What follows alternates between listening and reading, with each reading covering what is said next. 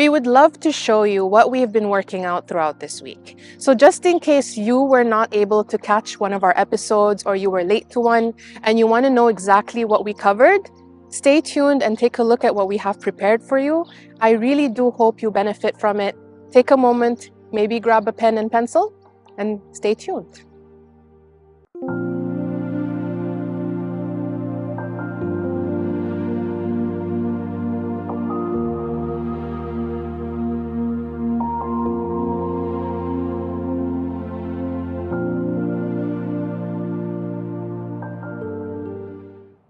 In the last episode, we talked about relationship in the family.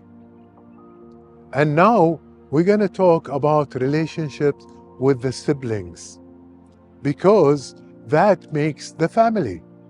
The sibling, how we treat them and how we don't differentiate and how we treat each one of them according to their needs, according to what they want. That would be the best way.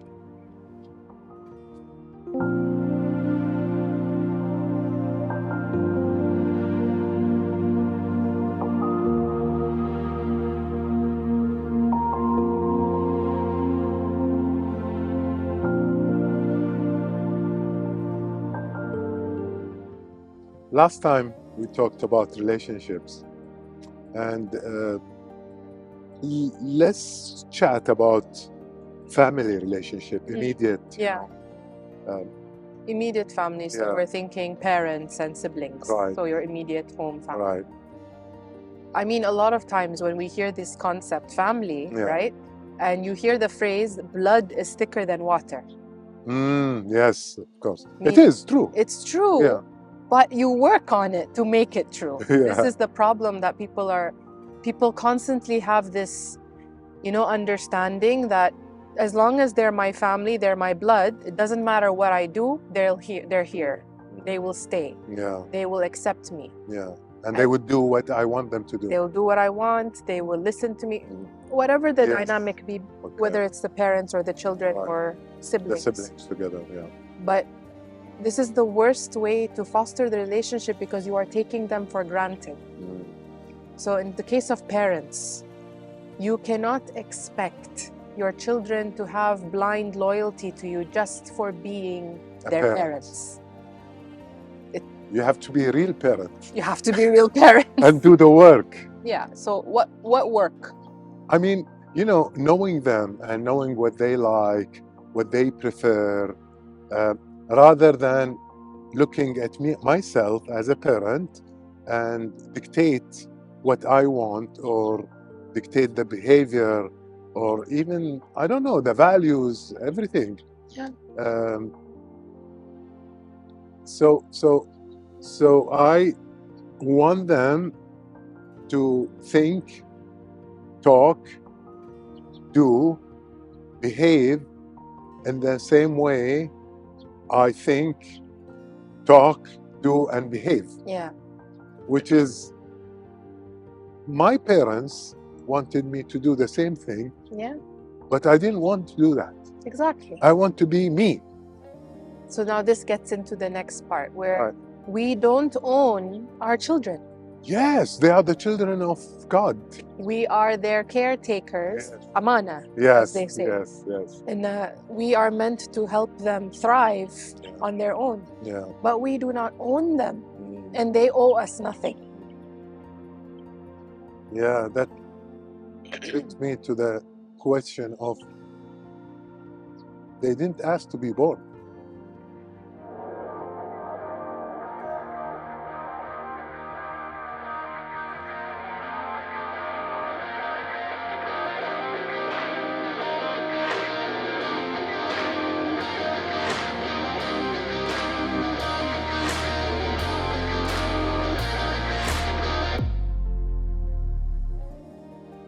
There's this concept that a parent will have, and they'll say, I have provided a roof over their heads, I give them food, they have clothes. Send them to school. I send them to school, I've done this is my duty, I've done as much as I can as a parent. Now I have to live in the jungle. or in the mountains. So this is the question that I had, Yeah. and I was really having this discussion Mm. where, why do you think that that is what parenthood is? It's Yeah. much more than that. It's much more than. So I would say I think it's the father side who always think that way. both. Both? You Even the find mother? both. Oh. Believe it or not. Mm. And it goes back into the entitlement, it goes back into Yeah. the awareness. All of these things, they come hand in hand because True. there are methods, right? When you raise a child, Right. there's supervision, Mm. there's raising, Yes. and facilitation. Right. There are three things. So now supervision is where you're watching them. You make sure they're safe, you provide the basics, you give the food and everything, all the necessities, but Right. you don't stop there. Yeah. Then you have the raising. Yes. What's right and what's wrong? How do you interact with the world? At Mm. least during the age where they need you, where Yes. they are Of dependent course. on you. Yeah. And then the facilitating. Mm. As a trainer, we know this. Yes. Rather than feeding them, show them how to catch a fish rather Exactly. than giving them a fish, and asking them the questions. The children tends to come to their parents for questions. Yes. And usually as parents we feel that we are obliged to answer and come up with a question. I remember one of my daughter when she was 7 and she was like learning how to pray. After some time he came to me and she said, "Baba, how long are we gonna pray?" She thought it's like Ramadan, like 1 month and then we stop. And I didn't know how to answer. Really, I was shocked with the question, and then the facilitation part kicked in me, and I said, "Well, Lulwa, what do you think? How long should we pray?" And then they said, "I don't know. I'm asking you." and somehow it came to me the idea of the 24 hours a day we have. Yeah. And how long do we pray? So I said to her, "Do you think how many hours do we have during the day? 24 hours, right? How many minutes does that equate to?" 1,444 or 41 minutes. And therefore, you are praying for 5 minutes. And maybe the whole 5 prayer will take you 20 minutes or 25 minutes. And you have 1,400 plus minutes. So why not do that on a daily basis for the rest of your life?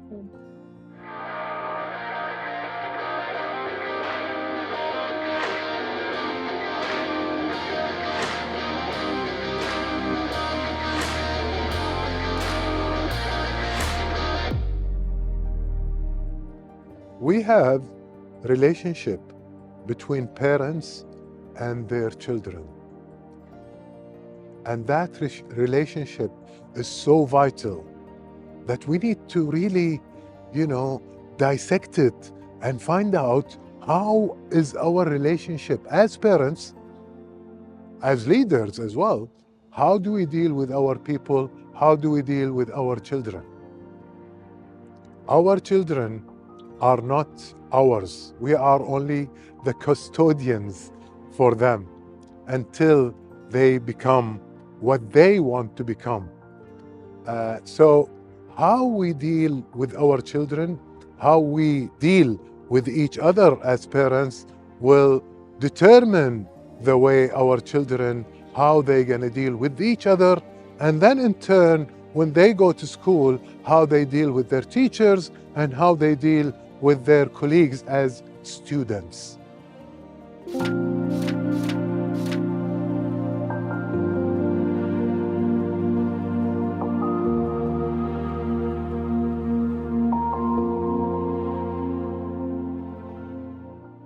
So as parents, we have to understand and we have to showcase in front of our children how to have a productive conflict.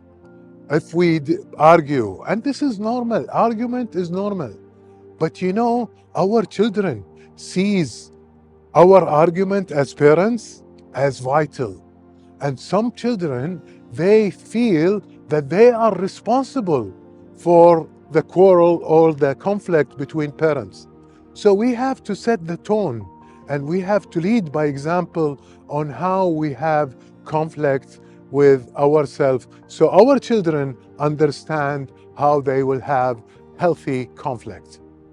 You know, Oraib, my colleagues and I, we argued several times during our discussion, but we argue in a good way.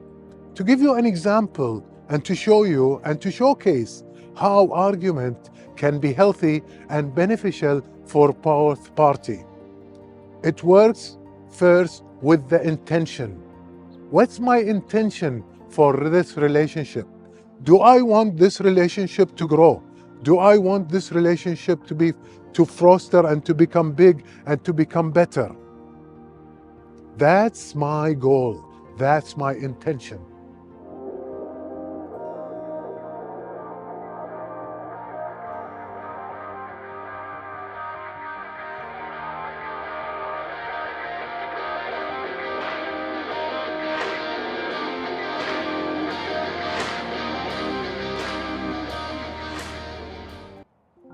So as we are diving through multiple different types of relationships, let's talk about the concept of siblings, family, the dynamic of parents. When we're thinking of all these relationships, there are a number of things that you need to highlight on in order to really get to the depth. And one of them is the fact that, guess what? Not everything revolves just around us.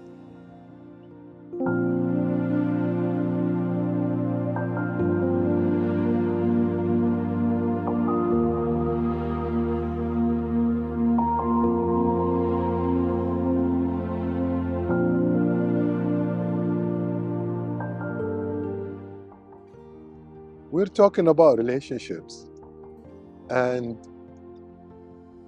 I have an example that I would like to share with you and with the audience during this beautiful Ramadan.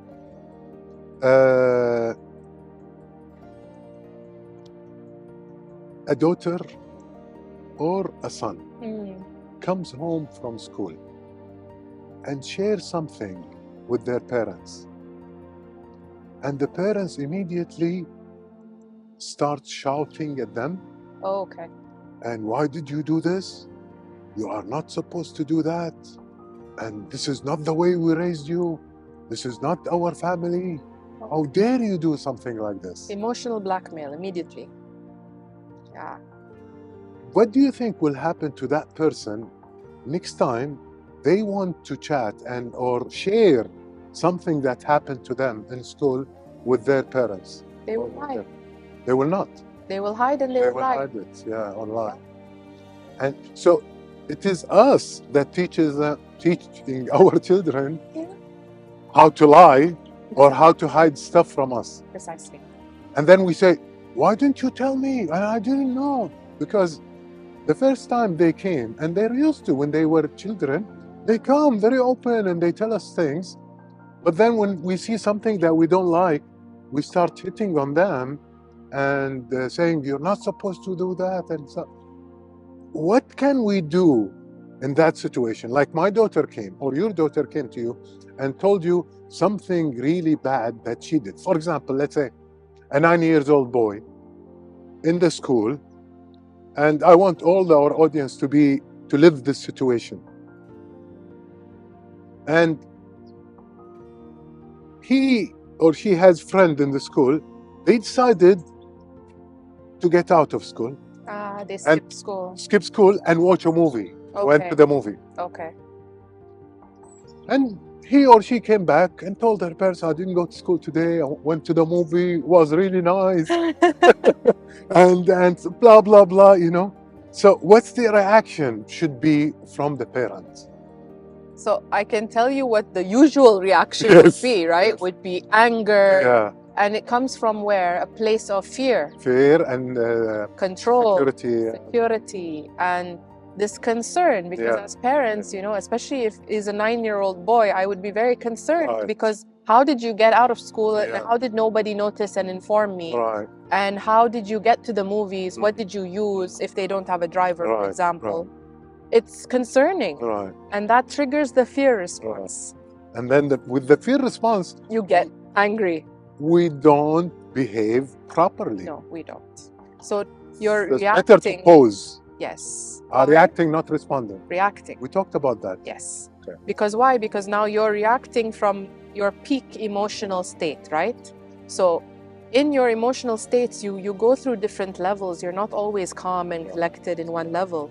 You're going to have moments where it spikes because something shocks you or something happens. Yes. That's not the right place to react, is it?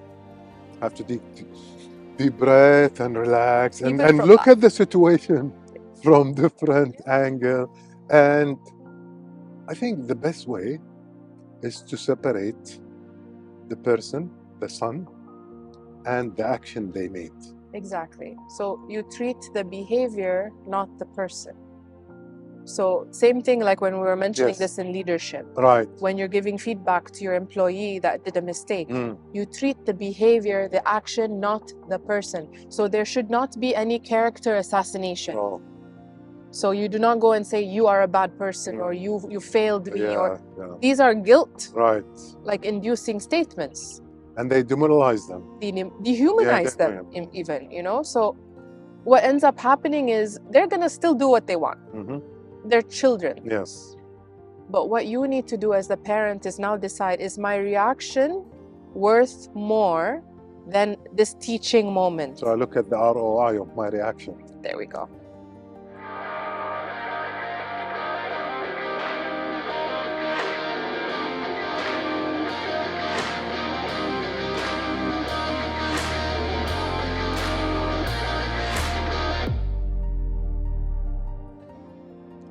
Sibling too can have good or bad relationships.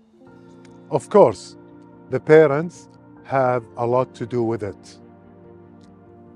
How do you maintain good relationships between sisters and brothers, between siblings in general? Sometimes some parents or some spouses, they give favorism for one person or one sister on the brother or one brother on the sister. It is vital that we respect the individuality of all. It is very important that everyone has their own personality, have their own confidence in themselves. So how do we treat any conflict between siblings that will enhance if we treat it in a negative way, it will not enhance the relationship between siblings.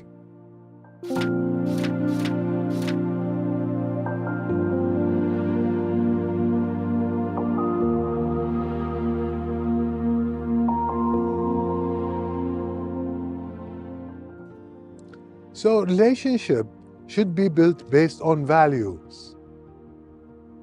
It's not because he or she is the oldest, then must be respected by the youngest, or who is the oldest must take care of the youngest.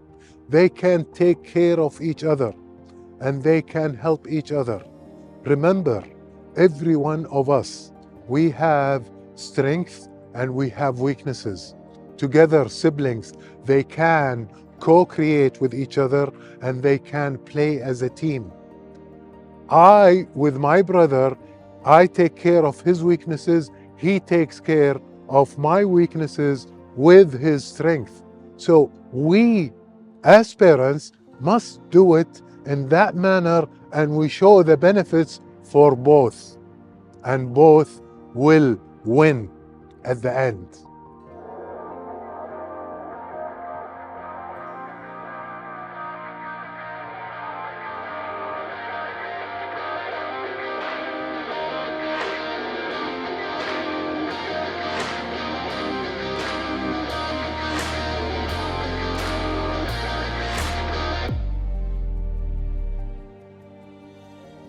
You know, you mentioned the ROI, right? And the fact that, well, if we want to actually gain something and teach this child at this moment that what they did is not acceptable, without them getting defensive. Right. How do we do this? I feel that, it's like telling, I would really, if I not react, I want to respond and take a deep breath and look at situation and put myself in their shoe. It could be peers pressure, like all of them are going, and I'm not alone. Why don't I go with them? Exactly. And I think of my parents. Oh, are they going to be upset? But even their parents, they allow them. They have the driver. They brought the driver. And even though, the classes that we skipped are not core classes so I would put myself in their shoes and say, son, what you did is really, normal. You had with your boys, with the kids, your friends, and you wanted to see the movie. The movie is fun. The school is not fun. I understand you, but this is a wrong act. This is doesn't make you a disciplined. It doesn't make you a strong, powerful person, because power comes within the discipline, saying no when you want to say no. Having the will to go against what you really desire sometimes, especially delaying gratification. Or even just telling them, okay, I'm glad you had fun. What's done is done. Yeah. But you need to know that, this isn't the right way or the right approach. It's not the time and place to go to the movies in the middle of a school day. Yeah, you have the weekend. You have the weekend, and if you want, you could have asked. Yeah. Maybe we could take you in the evening. Yes. There are so many things that can be done, but the point that I need to make on this is parents will react as if you can go back and erase the past. Yeah, it is what it is. It is what it is. It's done. It's done. Now, how do you rectify it? And how to learn from the situation, to use it as a learning topic for not only that kid, for the entire family. Precisely. And how a parent will react to one child affects with their siblings. Definitely, yeah. So you see this a lot, right? It's always there on social media now. You'll notice the oldest child, the middle child, the youngest child, and the dynamics and the baggage that they carry, and how the parents will discipline one. Do they apply it always to all of the kids? No, especially if it's a boy and a girl. Boy and girl, or the eldest and the youngest. So always different. They always say the middle is forgotten about. Middle is forgotten, yeah. But the middle people are kids, and the sibling, they are really good, because they take from the top and they enjoy the one who's below them. They call themselves the forgotten kids, But the thing is, what's very interesting to me is, I agree to one extent that parenting different children in the same house will not be equal. No, it shouldn't. It shouldn't be equal. But some of them, they do. They force equal standards, but it's different personalities, different characters. And here, equality is not it's not fair, because each one has different needs. And we need to understand their needs. Exactly. And to understand their needs, we need to listen to them. Not to talk to them. Exactly. So we go back to the listening episode. Precisely. So basically, it's like, once upon a time, my friend told me, I'm not understanding my son. And I say, what do you mean? He said, every time I talk to him, I said, wait. He doesn't understand you, or you don't understand. He said, I'm telling you, I don't understand him. But I said, okay, then. He said, every time I talk to him. And I said, wait, you're talking to him. He should understand you, or you understand him. In order for you to understand your son, you should listen to them. Exactly. And he said, no, I'm talking. I said, no, if you're talking, how can you understand? You're not listening. Exactly.